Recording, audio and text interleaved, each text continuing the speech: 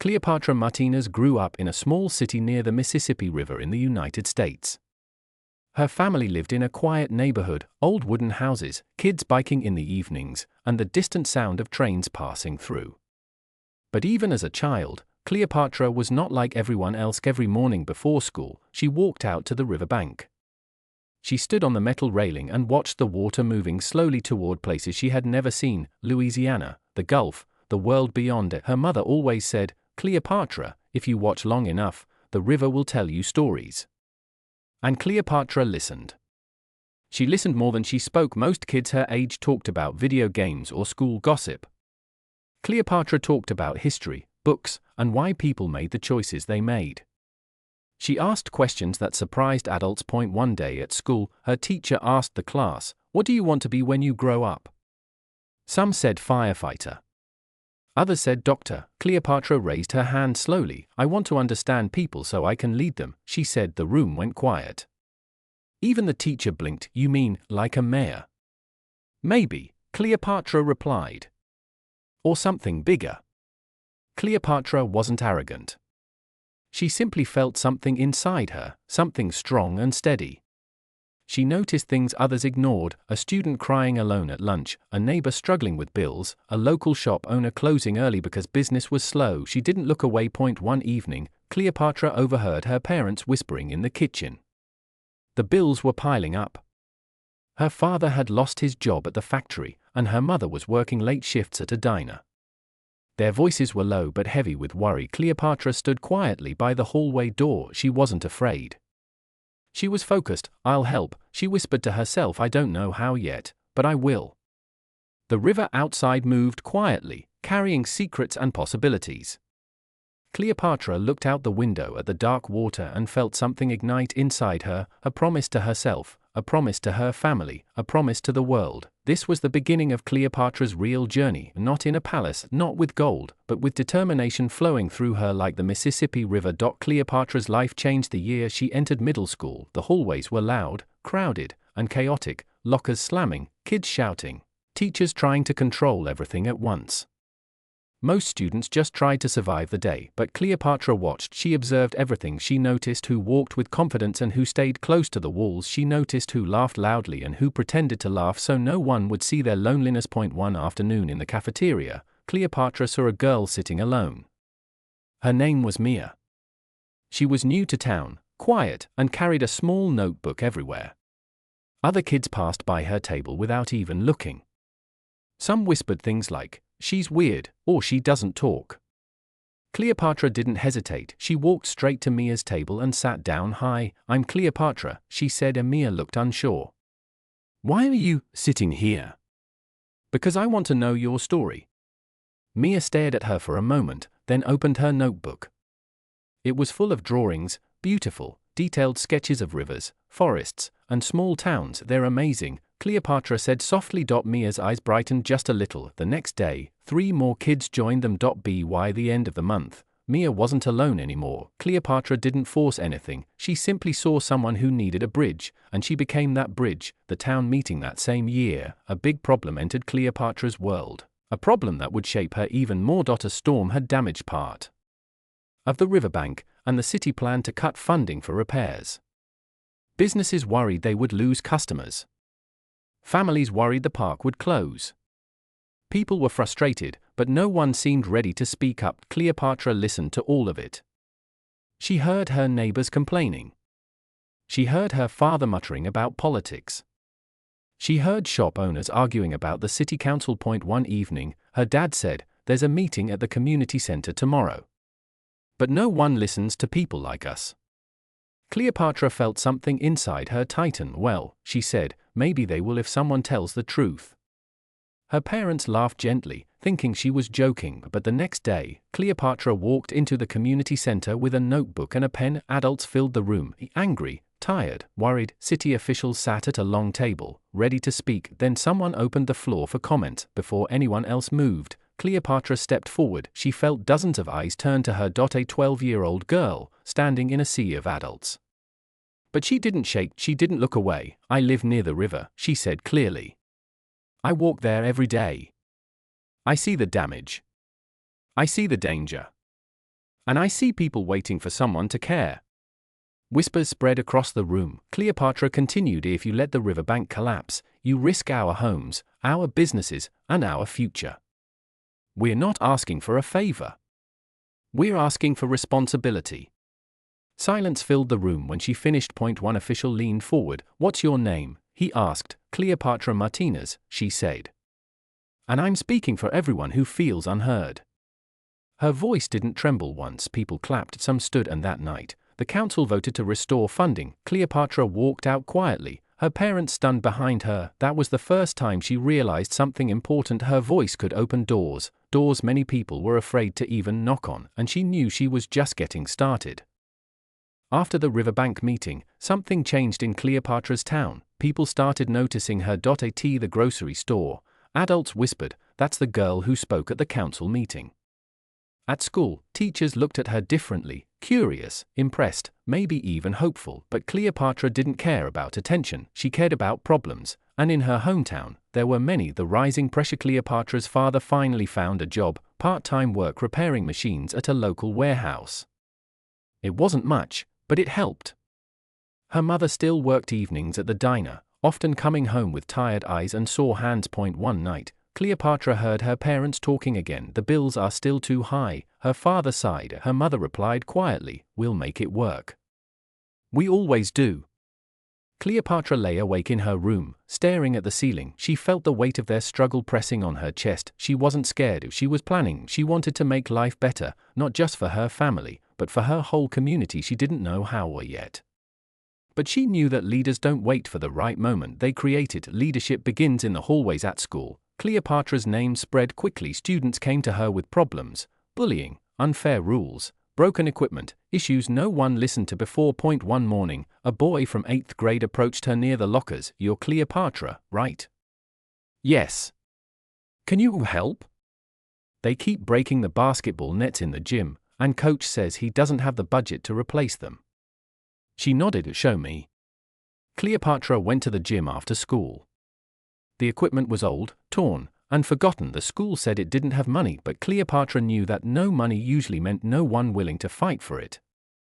So she wrote a letter, clear, bold, and honest. She collected signatures from students, teachers, and even parents. A week later, the school board voted to fix the gym. Students cheered. Cleopatra didn't cheer.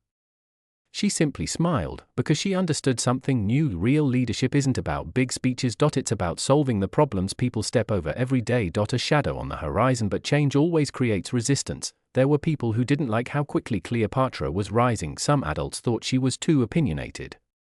Some students felt jealous, and one teacher, Mr. Dalton, made it clear he didn't approve. Whenever Cleopatra raised her hand, he interrupted her. Whenever she proposed an idea, he dismissed it. Whenever she succeeded, he said, "Don't get too confident." One day, he pulled her aside after class. "You're smart, Cleopatra," he said, "but you're pushing too hard. People don't like kids who think they know everything." Cleopatra stared at him calmly. "I don't know everything," she said. "I just know we can do better." He sighed. "You can't fix the world." She replied softly, "Maybe not. But I can fix my part of it." That was the moment Cleopatra realized something important. Not everyone would be happy with her rising voice. Some would try to quiet her, some would stand in her way. But she also realized something else. She wasn't going to stop. The river outside kept flowing, her confidence kept growing, and soon, she would face challenges far greater than a broken gym or a stubborn teacher. Her real journey was only beginning. Cleopatra was growing, learning, and becoming someone people turned to. But the world had its own way of testing anyone who dared to rise, and soon, Cleopatra would learn that leadership was not just about courage, it was also about sacrifice. The fundraiser that changed everything. One cold November morning, the school principal announced a charity fundraiser. The goal was to help families in the community who had lost their homes due to recent tornado damage. Students could organize teams to raise money through events, sales, or community projects. The moment Cleopatra heard it, something lit up inside her. This wasn't just a school project, this was a chance to make real change. She gathered her friends, Mia, Marcus, Jordan, and Ella, under an old oak tree behind the school. "We're going to win," Cleopatra said simply. Marcus raised an eyebrow. "Win the fundraiser?" "No," Cleopatra corrected him. Help the most people. That was the difference. Other teams focused on fun ideas, bake sales, car washes, school fairs. Cleopatra had a bigger vision: we'll clean yards, repair fences, deliver groceries, paint houses, whatever families need. Jordan looked uncertain. Isn't that too much work? Maybe, Cleopatra said, but imagine how many lives we can touch. The others exchanged glances, then nodded. They trusted her. Work that changed them every weekend. The group piled into Marcus's mom's old minivan and drove to neighborhoods hit hardest by the storm. They spent hours pulling fallen branches, fixing mailboxes, sweeping debris, cleaning broken glass, and listening, truly listening, to people who had lost more than they could describe. Some days were hard, some days were cold, some days felt endless. But Cleopatra pushed through every moment with quiet strength. At one house, an elderly man sat alone, staring at the shattered remains of his porch. Cleopatra approached him gently. Sir, we're here to help. He looked up, eyes tired but warm. You're just kids, he said softly. Cleopatra smiled. Sometimes kids have the strongest hands. The man laughed weakly, but it was the first laugh he'd shared in days. Bit by bit, the team rebuilt his porch. By sunset, he stood on it with tears in his eyes. You gave me something I thought I'd lost, he whispered. What? Cleopatra asked, hope. The growing spotlight word spread quickly. Local stores began donating tools, parents offered rides, teachers volunteered their weekends. People liked seeing kids do something meaningful, and they loved seeing Cleopatra lead. She didn't boss people around, she inspired them. But attention also brought something else: envy. A group of older students, led by a girl named Savannah Price, began whispering whenever Cleopatra walked by. She's not that special. She just wants to be famous. She acts like she's an adult. It didn't bother Cleopatra at first, but Savannah wasn't just jealous, she was determined, and soon, she planned something that would shake Cleopatra's confidence in a way no adult ever had. The meeting that turned sour. A week before the fundraiser deadline, all teams gathered in the school gym for progress reports. Each team presented their work to the student council and teachers. Savannah went first. Her group had raised money through a trendy online campaign. Their presentation looked polished, their numbers were impressive. Then it was Cleopatra's turn. She and her friends shared stories, photos, and videos of the families they helped. The audience listened in complete silence. Some teared up. Some nodded proudly, but right as Cleopatra finished, Savannah raised her hand. Isn't it true, Savannah said loudly, that your team used tools donated by businesses? Doesn't that mean adults did half the work for you? A murmur spread through the gym. Cleopatra felt her stomach twist. Savannah continued, how can we know you actually did all the things you're claiming? Anyone can take pictures next to a house and pretend. A few students gasped. Mia looked furious, but Savannah wasn't done. I think Cleopatra just wants attention. That's what this is about, isn't it? The gym went silent. The teachers didn't move. Everyone stared at Cleopatra for the first time. Her chest felt tight, her legs felt weak, her voice didn't come. Savannah's words hit her harder than she expected, not because they were true, but because, for a moment, Cleopatra feared people might believe them. The spotlight she had earned with kindness had suddenly turned harsh and blinding. She stepped back from the microphone, her hands trembling. For the first time in her life, Cleopatra felt doubt, real doubt, the kind that shakes even the strongest hearts. Cleopatra walked home from school that evening with her hood pulled low over her head. The sky was grey, cold wind pushing against her face, but she barely noticed. Savannah's words kept echoing in her mind. She just wants attention. Anyone can pretend. She's not that special. Cleopatra had faced problems before. She had stood alone in rooms full of adults. She had challenged rules and fixed real issues, but this felt different. This wasn't an unfair rule or a broken playground. This was someone attacking her heart, her intentions, the thing she cared about most. By the time she got home, her hands were shaking. A quiet house. The house was unusually quiet. Her mom was working a late shift. Her dad had fallen asleep in front of the TV after a long day at the warehouse. Cleopatra went to her room, closed the door, and finally let herself feel everything. She sat on the floor, pulling her knees to her chest. Her chest felt tight, her throat burned. For the first time in a long time, Cleopatra cried, and not because she was weak, not because she was scared, but because leadership suddenly felt heavier than she imagined. She whispered into the silence, what if they think she's right? What if people stop trusting me? It wasn't losing the fundraiser that hurt.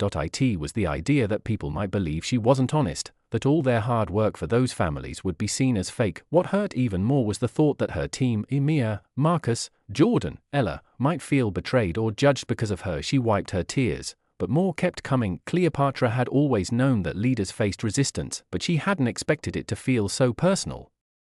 The message that saved her at 8:43 p.m., Cleopatra's phone. Buzz.it was Mia, are you okay? Cleopatra stared at the message for a long moment before typing back, Cleopatra, I don't know. Maybe Savannah is right. There was a pause, then her phone buzzed again. Mia, she's wrong. We did the work. You led us. You cared. That's real. Mia, come outside. I'm in your driveway. Cleopatra blinked. She wiped her face, grabbed her jacket, and stepped outside. Mia stood there in the cold, hugging her sketchbook to her chest. Behind her, headlights turned on. Marcus's mom's minivan. Marcus, Jordan, and Ella climbed out with warm hats, blankets, and hot chocolate. Emergency team meeting, Marcus said. No leaders allowed. Jordan added with a grin. You're not allowed to quit, Ella said, handing Cleopatra a cup. Cleopatra's eyes stung again, but this time from gratitude. Mia stepped forward and opened her sketchbook. Inside were drawings she had made over the last few weeks. Cleopatra talking to the elderly man on his broken porch. Cleopatra leading the team through debris. Cleopatra helping a family carry groceries after the storm. Cleopatra smiling at a child holding a rebuilt mailbox. These moments are real, Mia whispered. You made them real. You didn't help for attention. You helped because that's who you are. Cleopatra felt her breath catch. Jordan added quietly, Savannah doesn't hate you. She fears you. You're doing things she never had the courage to do. Marcus nodded. You're not alone, Cleopatra. We're not just your team. We're your people. Cleopatra looked at their faces, tired, brave, loyal, and something inside her slowly steadied. A new resolve. They sat on the driveway, wrapped in blankets, sipping hot chocolate while the night grew colder. A gentle breeze came from the direction of the river, almost like the Mississippi was whispering to her. Cleopatra looked up at the dark sky. She had been hurt, she had doubted herself, she had almost quit, but now, surrounded by the very people she helped shape, she felt something returning, her fire. Softly, she said, I'm not letting Savannah stop us. We're going to finish what we started. Mia smiled proudly. That's the Cleopatra I know. Marcus bumped her shoulder. The real queen is back. Jordan raised his cup to the comeback. Ella grinned.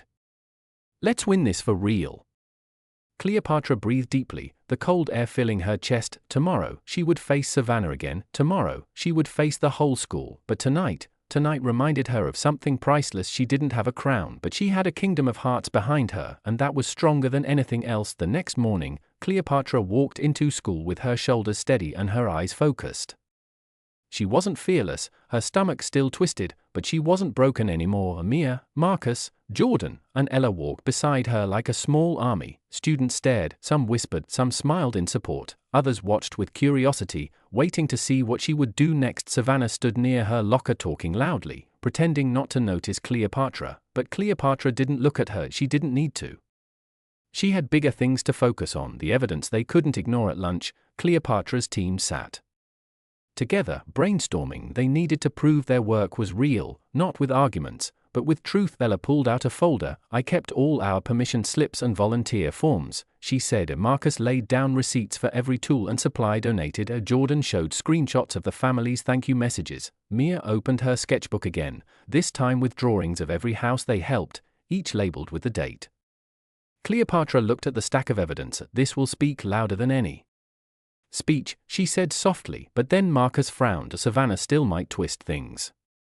She's good at looking confident even when she's wrong. Mia nodded. Then Cleopatra needs to speak again. This time for everyone. No fear.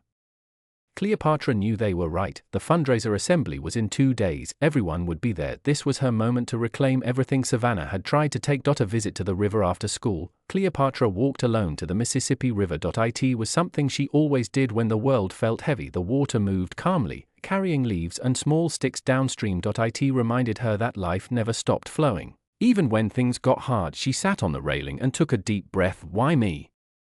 She whispered, why do I have to be the one to fight? The river didn't answer, but the breeze brushed her face gently, as if telling her she already knew she wasn't fighting for herself, she was fighting for people who needed help, people who needed a voice, people who didn't have the strength to stand where she stood. This wasn't about being popular, this wasn't about beating Savannah, this was about purpose. She had felt it since she was a child standing on this riverbank. She was meant to lead. Not because she wanted power, but because she couldn't ignore the world around her. She stood up, shoulders firm. Tomorrow, she would prepare. Tomorrow, she would speak. Tomorrow, she would show the school who she truly was, and she already knew the truth was stronger than any rumor. The unexpected visitor. As Cleopatra walked home, someone called her name. She turned and saw Mr. Dalton, the strict teacher who had always criticized her. He looked uncomfortable, almost nervous. Cleopatra, may I speak with you? She nodded slowly. He cleared his throat. I heard what happened at the meeting the other day. Cleopatra stayed quiet. Mr. Dalton exhaled. You know, when I was your age, I tried to lead something too. And I failed. People made fun of me. I never really tried again. Cleopatra's eyes softened. This was the first time she had seen him vulnerable. I realize now, he continued, that I've been hard on you because I was projecting my own fear. But you're not like I was. You're stronger. Braver. And I think you're doing something important. Cleopatra blinked in surprise. Mr. Dalton looked down, embarrassed. I'm sorry, Cleopatra. Truly. And if you ever need support, I'm here. For a moment, Cleopatra didn't speak. Then she said softly, thank you. That means more than you know. As he walked away, Cleopatra felt something shift inside her. Even people who doubted her were starting to see who she really was, even adults. Her voice wasn't just reaching kids. It was reaching the entire town. The calm before the storm that night, Cleopatra gathered all the evidence from her team. She organized it, highlighted facts, and prepared her speech. In the quiet of her room, she practiced in front of the mirror. Her voice grew steadier with each line. Her eyes grew more confident with each truth. She wasn't scared anymore. Tomorrow would be the day she stood in front of the whole school. Tomorrow she would speak, not with anger, not with pride, but with clarity and heart. And deep down, Cleopatra already sensed something. Tomorrow would change everything. The morning of the assembly was cold and bright, one of those mornings where the air felt sharper, clearer, like the world was paying attention. Cleopatra woke early. Her mother was still getting ready for work, brushing her hair at the small kitchen mirror. When she saw Cleopatra dressed and ready, she paused. You okay, Major? Cleopatra hesitated. I will be. Her mother walked over, placed a gentle hand on her cheek, and said, you have a brave spirit. Just speak your truth. The truth always finds its way. Cleopatra nodded. She carried those words with her as she walked to school. The packed gym. By 10 a.m., the entire school had gathered in the gym. Students filled the bleachers, teachers lined the walls, parents and volunteers from the community sat in folding chairs at the front. The air buzzed with whispers. Everyone knew something was coming. Savannah and her team sat confidently near the stage, dressed perfectly, papers neatly stacked. Savannah flashed a cool, confident smile as Cleopatra entered the gym, but Cleopatra didn't look at Savannah. She walked straight to her team, Mia, Marcus, Jordan, and Ella, who were waiting for her with warm, steady eyes. Are you ready? Mia asked. Cleopatra inhaled slowly. Yes. Savannah goes first. Principal Harris stepped up to the microphone. Today, each team will present their work for the community fundraiser. Afterward, we will vote for the team that made the greatest impact. Savannah's group was called first. Savannah walked to the stage with the confidence of someone who believed she had already won. Her presentation was polished, perfectly practiced, full of professional graphics. They raised a lot of money through online promotion. The audience clapped politely. Savannah stepped off the stage, chin high. Then Principal Harris said, and now, Cleopatra Martinez's team. Cleopatra takes the stage. Cleopatra stood slowly. Her heart pounded once, twice, but then it steadied. She walked up the steps, the gym silent, hundreds of eyes on her. She placed her notes down, but she didn't look at them. She looked at the people. Good morning, she began. Her voice was clear, not loud, not forced, just honest. When the storm hit our town, many families didn't just lose things. They lost peace, safety, and hope. People leaned forward. My team didn't start with money, she continued. We started with hands. With time. With care. She clicked to the first photo, their team cleaning debris from a broken porch, then the next rebuilding a fence, then the next Mia handing a child a bag of groceries. A hush fell over the room. Cleopatra continued, we worked every weekend. We didn't do it for credit. We didn't do it for attention. We did it because people needed us. Her voice grew stronger, and someone said we might have faked this work. That we might have pretended. She paused. Everyone knew she was referring to Savannah. Cleopatra took a breath. So today, we brought everything. She held up Ella's papers, permission slips. She held up Marcus's receipts, tool donations. She held up Jordan's screenshots, thank you messages.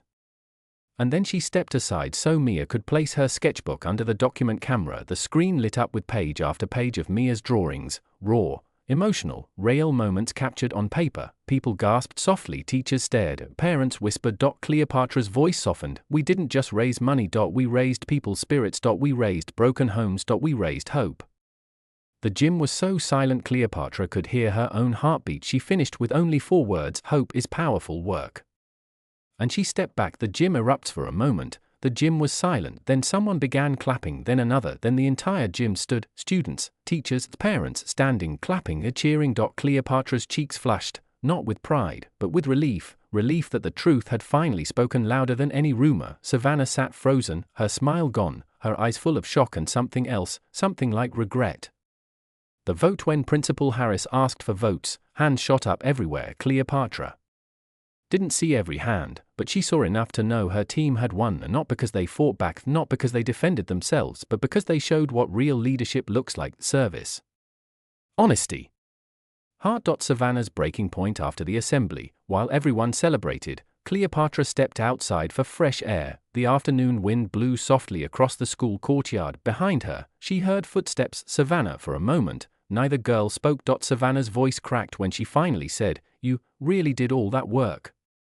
Cleopatra nodded. Savannah looked away, ashamed. I didn't think people would listen to you, she whispered.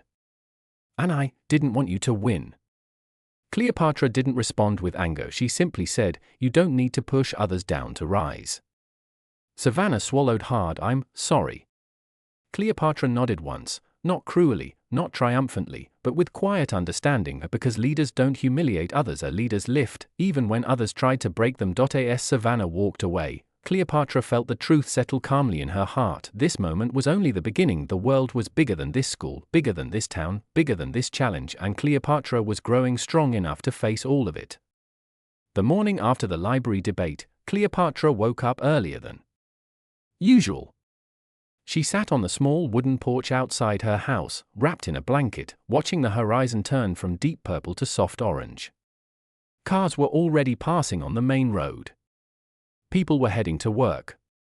Life moved forward, just like the river, but today felt different. Cleopatra's name was spreading through Millstone City. Not because she was rich. Not because she was famous. But because she spoke with a courage people recognized and a clarity people respected. When she arrived at school, students were waiting for her near the entrance. There she is, someone whispered. Cleopatra, can we talk to you? Another asked. A group of juniors approached her. We heard about the debate, one of them said. Is it true you challenged a city official and won? Cleopatra didn't brag.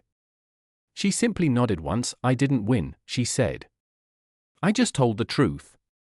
But the truth was powerful. Sometimes more powerful than any title or authority. The meeting in the gym that afternoon, an announcement came over the school intercom. Students, we will have a special assembly in the gym at 3 p.m. Attendance is required. Everyone groaned.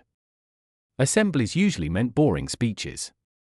But Cleopatra felt something else, curiosity mixed with a quiet sense of responsibility. When the students filled the gym, the principal stepped to the microphone. We've seen a lot of tension in our community lately, he said. Budget cuts, rising bills, school struggles, we all feel it. But one student recently reminded us that young voices matter. The principal paused. He looked directly at Cleopatra. Cleopatra Martinez, would you join me up here? The gym erupted into whispers. Cleopatra's heart pounded, but she walked forward with steady steps. When she reached the stage, the principal moved aside. This is your moment, he whispered. Cleopatra stepped up to the microphone. Over 1,000 eyes stared at her. She took a deep breath. I'm not here because I'm special, she began. I'm here because something is wrong in our city, and pretending everything is fine won't fix anything. The gym grew silent. She continued, our school doesn't have enough books. Our teachers are tired. Our families are struggling. And the people making decisions don't listen to us. But they should. Because this is our community. And it won't change unless we make it change. Some students nodded. Others leaned forward, listening harder. Cleopatra's voice grew stronger. We can't wait for someone else to fix our problems. We have ideas. We have energy. We care about this place. So let's do something about it. A round of applause rose, but Cleopatra lifted her hand gently. I don't want applause, she said. I want action. Students exchanged looks. Action? What kind? Cleopatra explained. We're starting a student coalition. A real one. We will meet, gather information, and take it to the city council. We will work with teachers, parents, businesses, anyone willing to help. We will show them what young people can do. A senior in the front row stood up first. I'm in. Then another. Me too. Then the whole gym stood in a wave of energy, students clapping, cheering, shouting her name. Cleo! Cleo! Cleo! For the first time in her life, Cleopatra felt the full weight of what leadership meant. Not attention, not fame, but responsibility. She wasn't just a girl with a strong voice anymore. She was becoming the leader her city didn't know it needed. The student coalition grew faster than anyone expected. In 1 week, more than 300 students had signed up. They met after school in the cafeteria, sitting at tables pushed together to form one long, uneven row. They brought notebooks, snacks, and ideas, big ones, bold ones, impossible ones. Cleopatra stood at the front with a whiteboard marker in her hand. We're not here to complain, she said. We're here to build solutions. But leadership wasn't easy, and real change never came without a storm. The pushback begins. A few days later, Cleopatra's mother received a call from the school district office. Your daughter is causing disruption, the official said. What kind of disruption? Her mother asked, her voice steady but tight. Students are gathering in large numbers. They're challenging district policies. We're concerned she is influencing decisions she doesn't fully understand. Her mother defended her. She understands more than you think. But the pressure was real. Soon after, Cleopatra was called into the principal's office. The room smelled like old books and polished wood. Her principal looked tired. Cleopatra, he began, you're doing something important. But the district is worried. They think you're stirring things up too quickly. So they want me to be quiet, she asked. The principal lowered his eyes. I'm asking you to be careful. Cleopatra walked out of the office with her jaw set, not angry, determined. She knew this moment would come. Leadership always had a price. The night of doubt that evening, Cleopatra sat by the Mississippi River, hugging her knees to her chest. The wind was cold, and the water moved in dark ripples. It was the same river she had watched since she was a child, calm on the surface, powerful underneath. She felt that way too, but tonight, the weight of responsibility pressed heavily on her chest. What if the district shuts everything down? What if I'm in over my head? What if I let everyone down? Her thoughts spiraled. Then she heard footsteps behind her. It was Marcus, her friend from the old neighborhood, quiet, loyal, always watching her back. He sat beside her without saying a word. After a long silence, he finally asked, you thinking about giving up? Cleopatra stared at the water. I don't know. Maybe I'm making things worse. Marcus shook his head slowly. I've known you since we were kids. You don't run from challenges. You walk into them. Not because you want to look brave, but because someone has to. She blinked back tears. People are counting on me, she whispered. But what if I fail? Marcus looked at the river, then at her. Then you try again. That's what leaders do. His words sat in her heart like a steady anchor. Cleopatra breathed in the cold air. She remembered why she started. She remembered her family's struggles. She remembered the students cheering in the gym. She remembered the truth she spoke at the town hall. You're right, she said softly. I'm not stopping. And in that moment, standing on the riverbank with the wind brushing against her hair, Cleopatra felt her courage return. Quiet, powerful, unshakable. The plan that changed everything. The next morning, Cleopatra walked into the cafeteria meeting with renewed fire. Listen up, she said, clapping once to get attention. We're not backing down. But we will get smarter. She pointed to the whiteboard where she wrote 3 words, RESEARCHUNITYACTION. We're going to gather data, she said, real numbers. Real stories. Evidence they can't ignore. Students nodded, leaning in. Our goal isn't to fight the city. Our goal is to fix it. The room filled with determination. This wasn't rebellion, this was responsibility. It was the moment when Cleopatra stopped being a passionate student and became a movement leader. 3 weeks later, Millstone City felt different. Posters were pinned on community boards, local news had aired short segments about the student coalition movement. Parents were talking, teachers were watching, and city officials were, finally, paying attention. Cleopatra and her team had gathered hundreds of surveys, collected data from every neighborhood, interviewed families, created charts, and prepared a detailed report about the real struggles in their city. It was impressive. It was powerful, and now it was time to present it. The city council meeting. The city hall was packed that night. Parents filled the seats, teachers stood along the back wall, students held hand-drawn signs. Listen to us, we are the future, change starts here. When Cleopatra walked in with her coalition team, the room fell into a hush. She wore a simple navy blue jacket borrowed from her mother, her hair tied neatly back, her notebook in her hand. A council member whispered to another, "That's the girl causing all this." Cleopatra heard it, but she didn't flinch. The mayor cleared his throat. "We will now hear from the student coalition." Cleopatra stepped forward. Her hands trembled slightly, but her voice did not. "Good evening. My name is Cleopatra Martinez. I'm here on behalf of the students of Millstone City." She placed the thick report on the council table. The sound echoed across the silent room. "This is what your community is living through."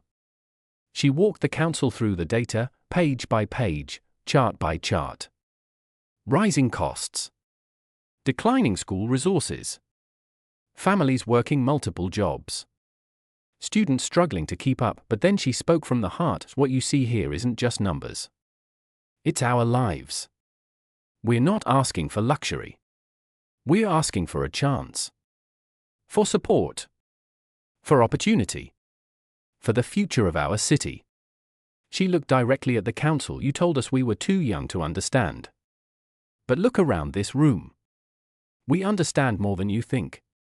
A wave of murmurs spread through the crowd. Some teachers wiped their eyes. A councilwoman leaned forward, genuinely moved. Cleopatra finished with one final line, "We are not the problem. We are part of the solution. And we're ready to work with you, if you'll let us." The room erupted into applause. The mayor tapped his microphone, visibly shaken. This is remarkable," he said. "We have never seen students organize something like this." He paused. "On behalf of the council, we commit to reviewing your proposals and taking immediate steps to support our schools and families." The crowd cheered. Students hugged one another. Cleopatra felt Marcus slap her shoulder. "You did it, Cleo." But she shook her head gently. "We did it." A new beginning. Over the next months, things began to change. Funding was reallocated to the schools. A new community center was approved. Free tutoring programs were launched. Local businesses partnered with students on new initiatives. Cleopatra didn't become a celebrity. She didn't become rich, but she became something more meaningful. A symbol of what courage can do. A reminder that leadership doesn't wait for permission. A voice that turned doubt into action. One day, as she stood again by the Mississippi River, watching the water move slowly toward the horizon, she felt something shift inside her. Not an ending. A beginning. Her mother stepped outside and smiled warmly. "Cleopatra," she said softly, "I always knew you were meant for something bigger." Cleopatra looked at the river, steady, powerful, unstoppable. "So did I," she whispered, and with that, the girl who once stood quietly by the water had become a leader who moved her entire city forward. Just like the river she watched all her life, she kept flowing toward something greater.